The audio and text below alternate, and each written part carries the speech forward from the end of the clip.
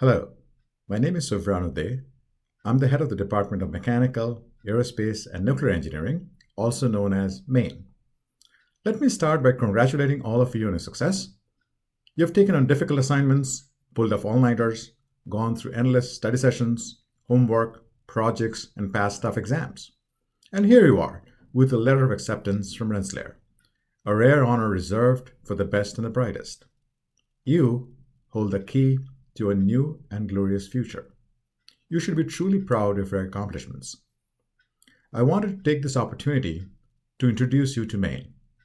We are a fantastic department with 3 outstanding programs: mechanical, aerospace, and nuclear engineering. You will hear about each one of these programs in other videos. I'd like to talk more about who we are as a community and what we stand for. What do we do in Maine?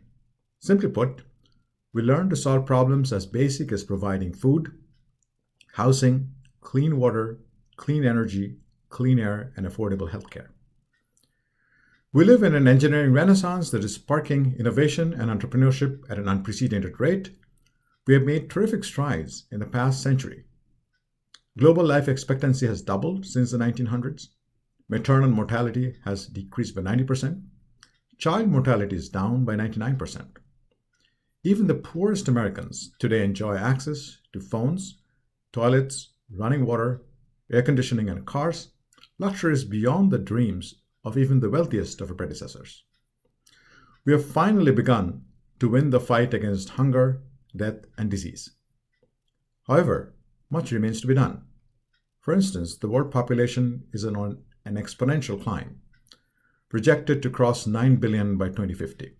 With virtually all of this growth taking place in developing nations, our goal is to bring the basic necessities of life: clean water, clean air, food, shelter, security, effective, affordable healthcare, mobility and transportation, energy and education to the expanding population. These are daunting challenges, no doubt. Today, 1 in 9 people lack access to safe water, and about 1.1 billion people do not have access to electricity.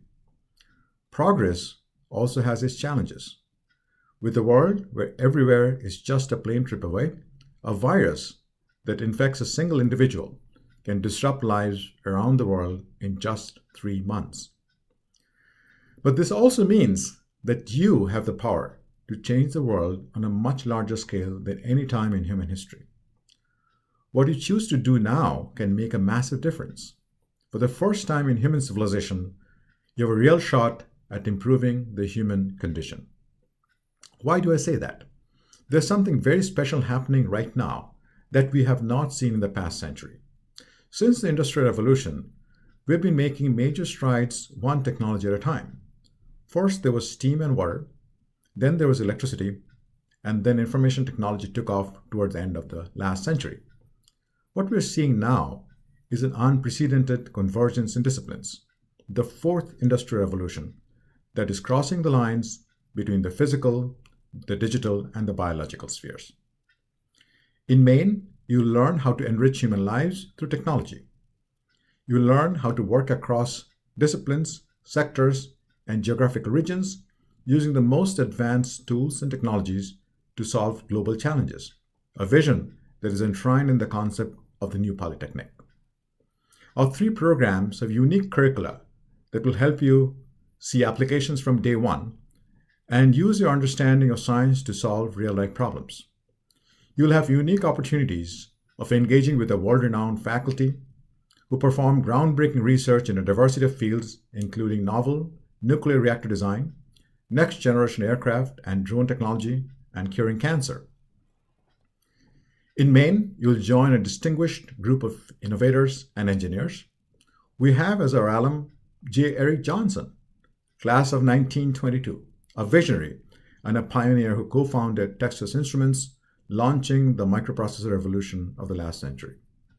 Louise Graham, the first woman to earn a bachelor's degree from a mechanical engineering program at Rensselaer in 1946, was also the first woman to earn a PhD in mechanical engineering and the first woman to receive a fellow award from the American Society of Heating, Refrigeration, and Air Conditioning Engineers, honoring her for her contributions as an educator in thermodynamics and cryogenics. Last year, we celebrated the 50th year of the Apollo mission that landed the first man on the moon. At the center of the Apollo program was George M. Low, who graduated from our aeronautical engineering program in 1948. He oversaw the redesign of the Apollo spacecraft after the Apollo 1 fire in 1967. In many ways, when Neil Armstrong set foot on the lunar surface on July 20th, 1969, he was not only fulfilling Kennedy's vision, but he was also realizing the engineering and technological challenge that Low had proposed for the nation 10 years earlier. We're one of the oldest and most respected nuclear engineering programs in the country with a one-of-a-kind linear accelerator. We have deep connections with industry, and we bring industry-relevant problems to you in the classroom, which you learn to solve individually and in teams working with our faculty. We have a unique innovation initiative that helps you discover your own potentials to come up with new products and services and launch new companies. I urge you to visit our website at main.rpi.edu to see the patents our students are filing for, the companies they're launching, and read the research and design journal that our students are publishing each year. I also strongly encourage you to explore the exciting clubs and professional societies that our students engage in.